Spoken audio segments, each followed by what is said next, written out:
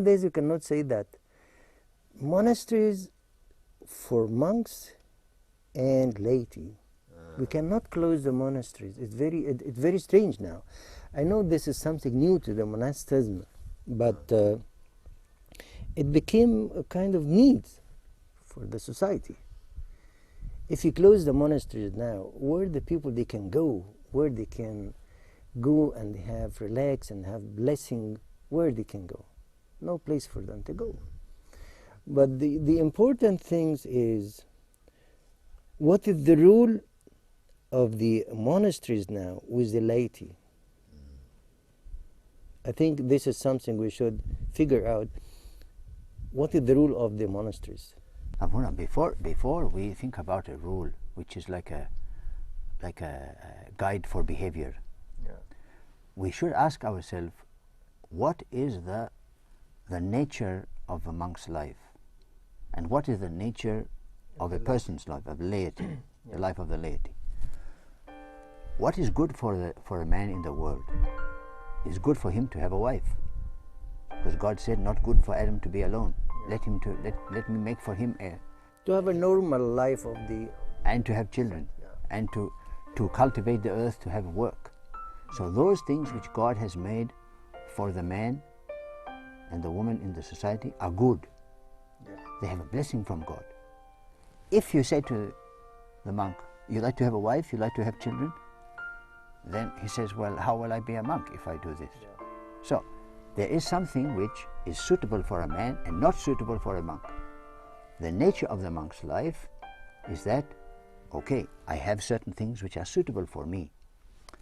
Restricted diet, restricted seeing of people, restricted movement, restricted sleeping, and increased prayer, increased meditation, increased solitude.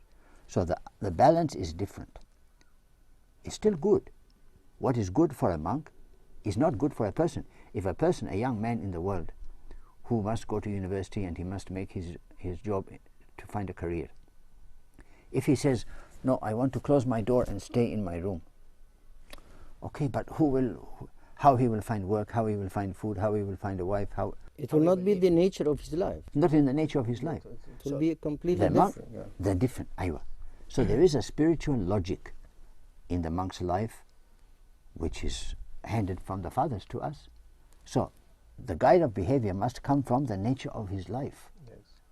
I agree with you that there should be a guide of behavior, but first we must understand that something which is good for one person, for the laity, is not good for the monks. And what is good for the monks is not necessary for the people. So they must be each to recognize the nature of the other.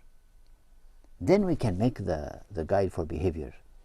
Talking about nature of each one, I think it reminds me the nature of Christ. There's two natures, but they are combined together. You know, nowadays you cannot separate them.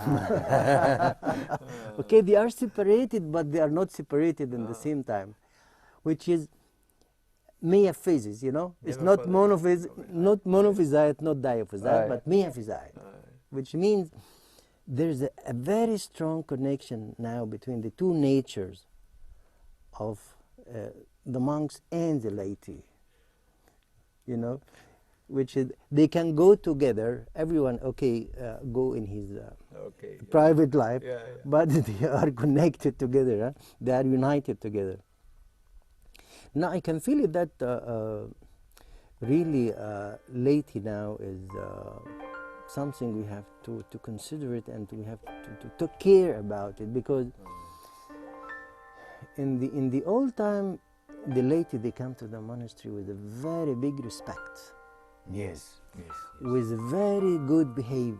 Yes. You know, and their discipline in the monastery is completely different. And this is why was a very big benefit from visiting the monasteries in the old time. Yes, Abuna, yes. This is very important. But nowadays, the visitors are completely different. And we should play a role here as the monks or at the monasteries to teach the laity how they can deal with the monasteries, how they can visit the monasteries. I didn't think that when they are coming with these big buses with big number of visitors, the guide of the visitor speaking with them about how they should respect the monks, how they should respect the monasteries. I remember in the old time there is in the monasteries you can find the sign that walking very soft, walking softly and speaking quietly, to keep the quietness of the monasteries. If the people learn that when I go to the monastery, it's not suitable for me to laugh and to play with my children. I can laugh and play with my children at home. Yeah. When I go to the monastery, I must, the mother to take the daughter and the father to take the son, and go to the church or go to the place for the guests, and to be quiet. For the mother and the father to teach the children, now we are in the holy place. Shh. Now we must, because I have seen in the church, a man will enter the church with his son, maybe 4, 5, 6 years old, and the father will make a matanya in front of the curtain. Yeah. And the little boy, he will also make it. Yes, because he's guiding him. He's copying his father. Copying his father, yes. So my heart was singing when I saw this, because I thought this is a beautiful thing. Okay, but what you're saying is that this should be all the behavior, all the time. The example of the parents for the children, and it should be remembered, all the time. Yes, I agree. This is something very important, because otherwise there is no benefit from the visiting to visit a monastery. I mean, hey, if your life is in disorder, and you come to the place of order, which is a monastery, and you bring your disorder into the monastery, you didn't get a benefit. Disturbing the monastery, disturbing the life of the monks, and you didn't get any benefit. Exactly, and you lost the time. But if you come and you change your behavior even for 1 hour, when you go back, you will have a benefit from it. You will. And if somebody do like this, without target of his visit in the monastery, this means he will lose the chance for God to work with him. Because if he will come inside the monastery with a very good behavior, I think this is a good chance for God to touch him. Yes. So many times I see people behaving without fear of God. Yes. They are behaving as if everything is sweet, everything is okay, everything is permitted. But we are in a place, God said to Moses, take off your shoes. Because the place where you are standing, this is holy ground. And Moses, the 3 disciples, when Jesus took them to the mountain, it says that they were afraid. Yes. You see? So there is a holy fear. A holy fear. Fear can be bad. If I come to hit you, you are frightened. Okay. No, but this is a holy fear. But there is a holy fear, which you are fearing God because you know that He is great. Yeah. So the behavior of the people should be a little bit like the behavior of the monks. The monks have a holy fear. All their life they have given it to God, and they know that they stand in His eye and that God can see them, what they are doing. So they behave in a special way.